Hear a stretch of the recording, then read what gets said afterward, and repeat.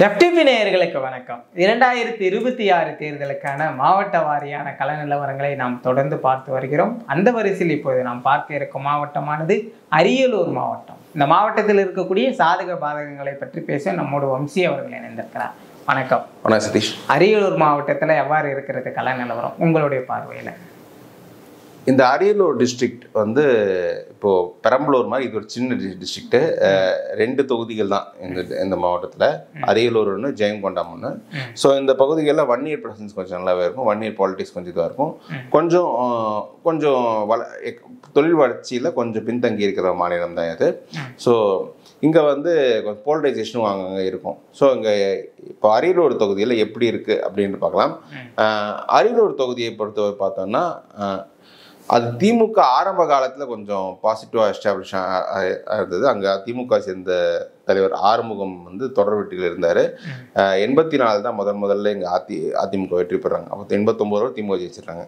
வைகோ மதிமுக உருவாக்கின அப்புறம் பார்த்தோம்னா இந்த பகுதியில் திமுக கொஞ்சம் பலவீனமாகுது. திமுக வந்து இங்கே போட்டியிடவே தவிர்த்துட்டு வந்துட்டு இருக்காங்க. நீங்கள் ஜெயிச்ச தேர்தல்களில் பார்த்தீங்கன்னா திமுக கூட்டணி கட்சி கொடுத்தா ஜெயிச்சிருக்காங்க 96 2006லாம். இப்போ கூட திமுக வந்து மதிமுக கொடுத்து ஜெயிச்சிருக்காங்க. பட் அவங்க கண்டெஸ்ட் பண்ண சிம்பிள் உதயசூரியன் சிம்பிள். இது தவிர அதிமுகவுக்கு இங்கே பல முறை அதிமுக அதுக்கப்புறம் இந்த வைகோ சுற்றே போன அப்புறம் அதிமுக வந்து அவங்க வின்னிங் எலெக்ஷன்ஸ்லாம் இங்கே ஜெயிச்சிருக்காங்க. வெவ்வேறு கேண்டிடேட் ஜெயிச்சிருக்காங்க. ஸோ இப்போ நம்ம ஃபஸ்ட்டு 2011 எப்படி போயிருக்குன்னு பார்க்கலாம். 2011 பார்த்தோன்னா அதிமுக வேட்பாளர் துரைமணிவேல் வந்து 47% ஜெயிக்கிறாங்க. காங்கிரஸ் வேட்பாளர் அமரமூர்த்தி 38% தான் ஜெயிக்கிறாங்க. அவங்க 70,000 ஓட்டு எடுக்கிறாங்க. ஐஜேகேக்கு இங்கேயும் ஒரு நல்ல ஓட்டு கிடச்சிருக்கு, 10,000 ஓட்டு. ஐஜேகேக்கு இப்போ இந்த ஓட்டில் இருக்காருன்னு தெரியல, பட் அப்போ ஃபர்ஸ்ட் எலெக்ஷனில் எடுத்திருக்காங்க. பிஜேபியும் ஒரு 3000 ஓட்டு எடுத்திருக்காங்க, 1.5% ஓட்டு எடுத்திருக்காங்க. 16 என்ன ஆகுதுன்னா அதிமுகவை சேர்ந்த ராஜேந்திரன் வந்து அவர் தான் கொறடாவாக இருந்தார். அவர் 42% ஓட்டு எடுத்திருக்காரு. எஸ்எஸ் சிவசங்கர் வந்து தொகுதி மாத்திரை இங்கே கண்டெஸ்ட் பண்ணார். அவர் குன்னமில் கண்டெஸ்ட் பண்ணாமல் இங்கே வந்து கண்டெஸ்ட் பண்ணார். அவர் வந்து ஒரு ஸ்மால் மார்ஜினில் வெற்றியை தவற விடுறாரு.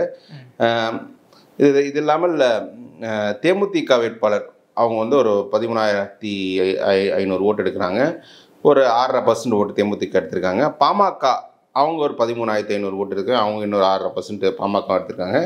நாம் தமிழர் ஃபர்ஸ்ட் எலெக்ஷனில் 1000 ஓட்டிங் எடுத்திருக்காங்க.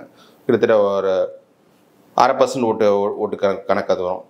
ஸோ இப்போ வந்து அதிமுகவுக்கு இந்த 41ஓட இந்த 6 சேருதான்னு பார்த்தா அவங்க வந்து ஓரளவுக்கு சேர்ந்துருக்கு, 45% எடுத்திருக்காங்க. பட் எஸ்எஸ் சிவசங்கருக்கு வந்து அந்த தேமுதிக ஓட்டு ஃபுல்லாக உள்ள வந்து அவர் 46% மணிக்கு எஸ்எஸ் சிவசங்கரில் கே சின்னப்பான்ற மதிமுக கேண்டிடேட் அந்த இந்த ஓட்டு தேமுதிக ஓட்டு உள்ள வந்து அவங்க 46% அங்கே போய் ஜெயிச்சிடுறாங்க. இது ஸ்மால் மார்ஜின் விக்ட்ரி தான் இது. ராஜேந்தர் நல்ல வேட்பாளர். இது இப்போ இவர் நாம் தமிழருக்கு இங்கே ஒரு 12,000 ஓட்டு வந்திருக்கு. ஃபர்ஸ்ட் எலெக்ஷனில் ஒரு 1000 ஓட்டு வந்து 12,000 ஓட்டு வந்திருக்காங்க. 5.5% ஓட்டு வச்சுருக்காங்க. அவங்க ஸ்டேட் ஆவரேஜோட கொஞ்சம் கம்மி தான். இதில் நீங்கள் பார்லிமெண்ட்டில் என்ன ஆயிருக்கு அப்படின்னு பார்த்தோன்னா, பார்லிமெண்ட்டில் வந்து அதிமுக இந்த தேர்தலில் 42% எடுத்திருக்காங்க. விசிகா வந்து ஒரு திரும்ப போட்டிட்டு பானை சின்னத்தில் வந்து 36% தான் வந்திருக்கு. மணிக்கு 37% தான் வந்திருக்கு. பிஜேபிக்கு ஒரு 10% இருக்குது. அப்போ இது எல்லாமே நாம் தமிழருக்கு கொஞ்சம் அந்த லாஸ்ட் எலெக்ஷன் ஒரு சின்ன 15,000 ஓட்டு எடுத்திருக்காங்க, ஒரு 7.5% இருக்குது.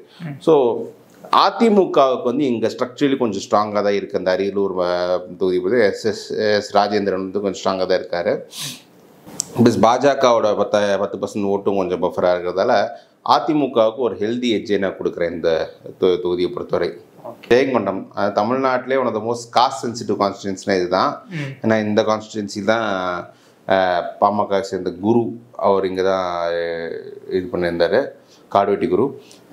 அவர் வந்து ஃபஸ்ட்டு இங்கே கடந்த காலத்தில் எப்படி இருக்குன்னா, இங்கே வந்து திமுக வந்து பாசிட்டிவ் எஸ்டாப்ளிஷ் ஆன காலத்தில் தான் இது இருந்துருக்கு.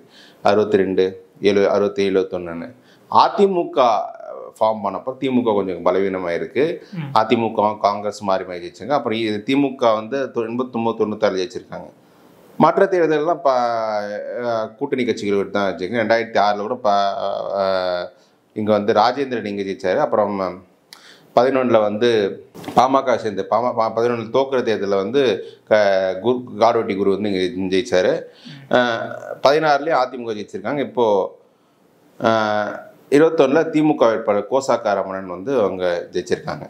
ஸோ இப்போ நம்ம 2011 என்ன இருக்குன்னு பார்த்தோம்னா 11 குரு வந்து 50% ஓட்டு எடுத்துருக்கிறார்.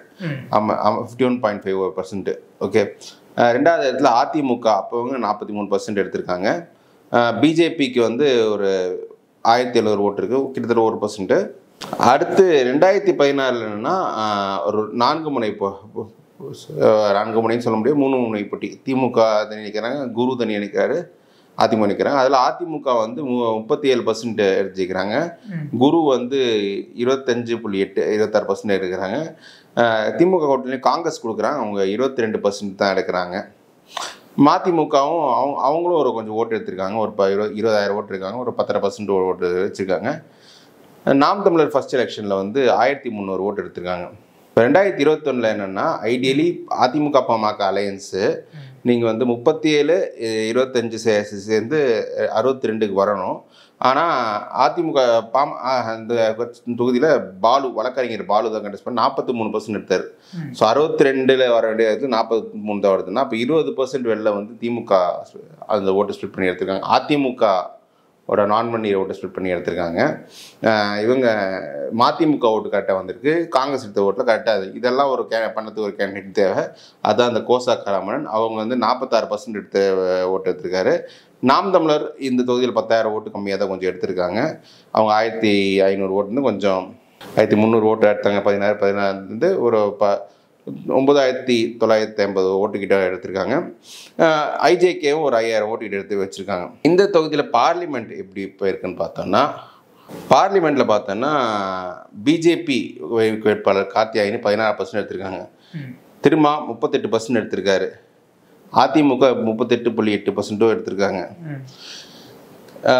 நாம் தமிழர் ஒரு 5%. ஸோ நாம் தமிழர் பெருசாக இங்கே இம்பேக்ட் பண்ண முடியல. இங்கே விஜயாலையும் பெருசாக இந்த மாதிரி மாவட்டத்தில் பெருசாக ரோல் ப்ளே பண்ண முடியாது. இப்போ 2021 திமுக அங்கே ஜெயிச்சாங்கன்னா பாமக வேட்பாளர் பாலு அவர் கொஞ்சம் ப்ராமினெண்ட்டாக இருப்பார், வழக்கறிஞர். அவருக்கு எதிராக கொஞ்சம் ஒரு நான்மணியர் கன்சால்டேஷனை பக்காவாக பண்ணி ஜெயிச்சிருக்காங்க. அதில் அதிமுக நான்மணியர் கூட ஓட்டு போட்டிருக்காங்க. இதே வந்து அவங்க வந்து பாமக நிற்காம அதிமுக நின்றுந்தானா அவங்க இந்த ஒர்க் பண்ணியிருக்க முடியாது. கண்டிப்பாக அப்படியே பண்ணியிருந்தால் வெற்றி பெற அளவுக்கு வந்திருக்க முடியாது. அந்த பாமக ஓட்டு கரெக்டாக வந்திருக்கும். அதிமுகவும் அந்த அவங்களோட 4 ஓட்டு டெயின் பண்ணியிருப்பாங்க. ஸோ இந்த தொகுதியில் இப்போ அதிமுக கண்டெஸ்ட் பண்ணணும்னா உறுதியாக அவங்க தான் ஜெயிப்பாங்க. ஆனால் அவங்க வந்து இதே பாமகவை கொடுத்தாங்கன்னா அவங்களுக்கு வந்து அந்த அந்த அவங்களுக்கு எதிராக கவுண்டர் கன்சல்டேஷன் திமுகவால் பண்ண முடியும். ஸோ அப்படி தான் இருக்குது. என்னை பொறுத்தவரை இந்த தொகுதி வந்து நான் அதிமுகவுக்கு ஒரு நல்ல இது கொடுப்பேன். அரியலூர் மாவட்டத்தில் இருக்கக்கூடிய 2 சட்டமன்ற தொகுதிகளுடைய நிலவரத்தை பார்த்தோம். அரியலூர், ஜெயங்கொண்டம், இந்த 2 தொகுதியிலுமே அதிமுக கைப்பக்கம் போகிற தொகுதிகளாக தான் இருக்குது. அரியலூர் மாவட்டத்தில் இருக்கக்கூடிய கள நிலவரங்களை தெளிவாக சொன்னீங்க. நம்ம மேலும் ஒரு மாவட்டத்தில் சந்திக்கலாம். நன்றி.